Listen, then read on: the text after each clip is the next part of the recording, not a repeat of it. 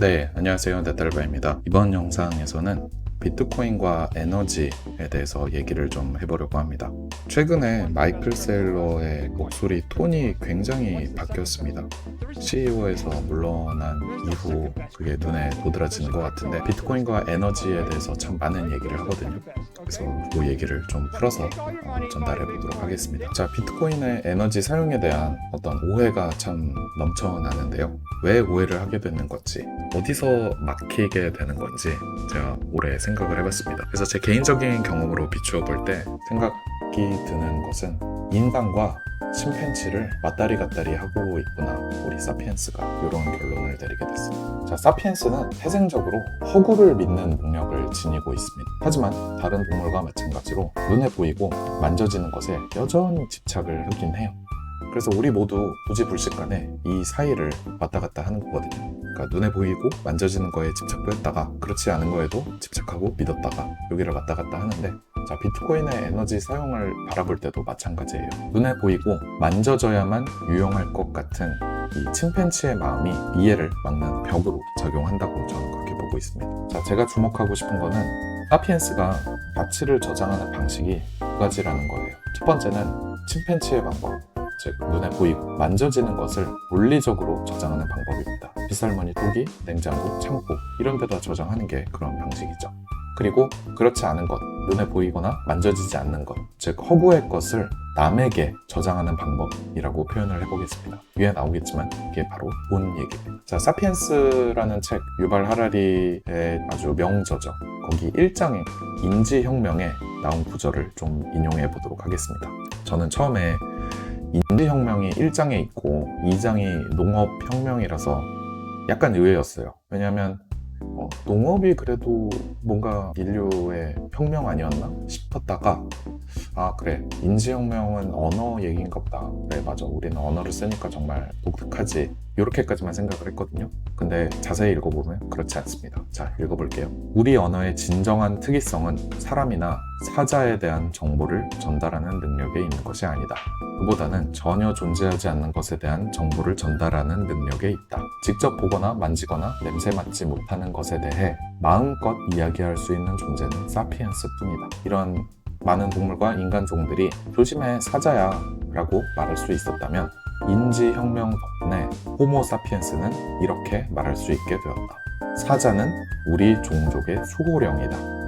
허구를 말할 수 있는 능력이야말로 사피엔스가 사용하는 언어의 가장 독특한 측면이다. 자, 여기까지인데요. 즉, 언어 그 자체가 독특하다기보다는 우리가 사용하는 언어의 특성이 뭐 여러 가지가 있지만, 그 중에서도 눈에 보이거나 만져지지 않는 이런 것에 대해서도 이야기할 수 있는 게 엄청난 능력이라는 거예요.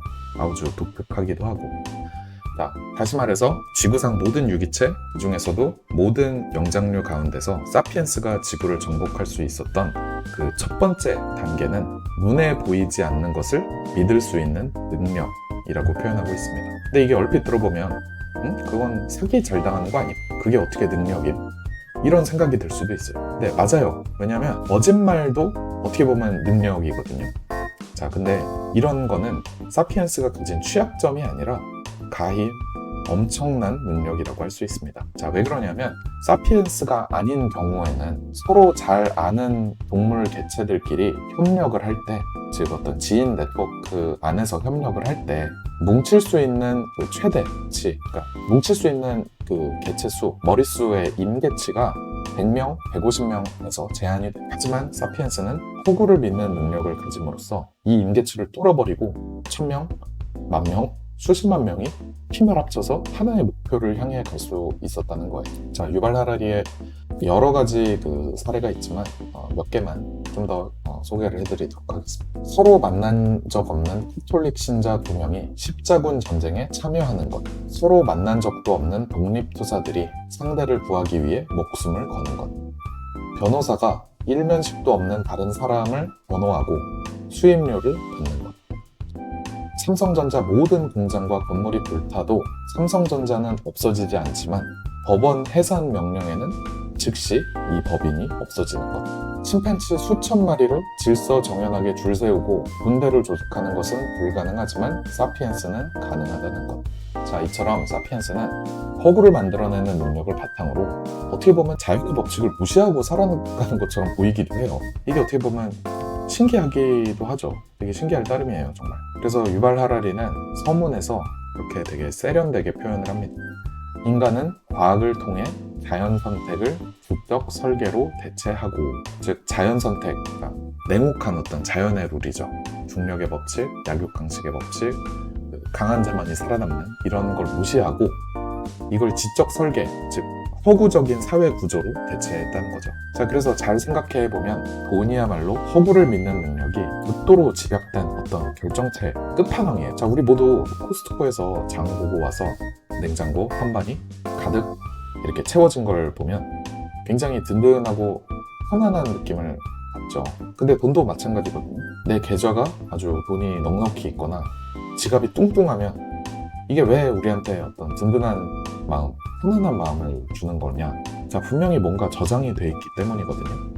근데 돈에 저장되어 있는 것은 물처럼, 쌀처럼, 고기처럼 먹을 수 있는 것도 아니고 제가 사고 싶은 신형 자동차나 노트북과 같이 유용한 물건이 저장되어 있는 것도 아니에요. 물리적으로는요. 돈에 저장되어 있는 거는 뭐냐?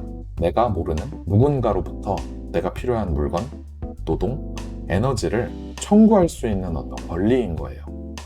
자, 사피엔스 책에 나온 내용과 이거를 연결 지어보면 우리는 침팬지처럼 빗살무늬 토기, 냉장고, 선반 이런 걸 이용해서 눈에 보이고 만져지는 형태의 음식을 직접 저장하기도 하지만 돈이라는 테크놀로지를 이용해서 눈에 보이지 않는 것을 저장하기도 하는 거예요. 뭘 저장하느냐? 우리의 어떤 청구권을, 소비권을 돈이라는 허구의 형태로 저장을 하는 거예요. 그러면 이 권리 청구를 했을 때 누가 상대방이냐 하면 당연히 내가 아는 사람은 포함이 되겠죠. 근데 내가 전혀 모르는 미래의 타인까지도 모두 포함한다는 거예요. 아까 전에 그 개체수 한계 말씀드렸었죠. 그러니까 돈은 정말 사피엔스가 만들어낸 허구 구조 중에 정말 끝판왕 같은 그런 존재인데, 그렇기에 돈이 시간과 공간을 가로지르는 가치 저장의 수단이라고 표현하는 거고, 그 저장 창고는 코스트코에서 사온 USDA 초이스 고기가 이렇게 딱 들어있는 냉장고 같은 유형의 존재가 아니라 저장 창고가 우리 마음에 있는 거예요.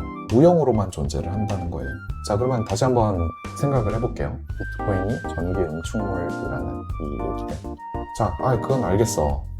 근데 우리가 잉여 전력을 배터리에 저장해 두면 나중에 전기로 다시 쓸 수 있잖아. 근데 비트코인은 대체 어디다 쓰냐는 말이냐는 거지. 자, 이게 이제 비트코인은 가치물을 저장하지 못한다, 이 요구에서 딱 막히는 부분인데 맞는 말이에요. 물론 비트코인은 남는 전력을 전기의 형태로 저장하는 게 아니에요. 코스트코 소고기를 냉장고에 저장하는 방식이 아니라는 거예요. 하지만 사피엔스는 다른 동물과는 달리 허구적인 방법으로도 가치를 저장한다고 했죠.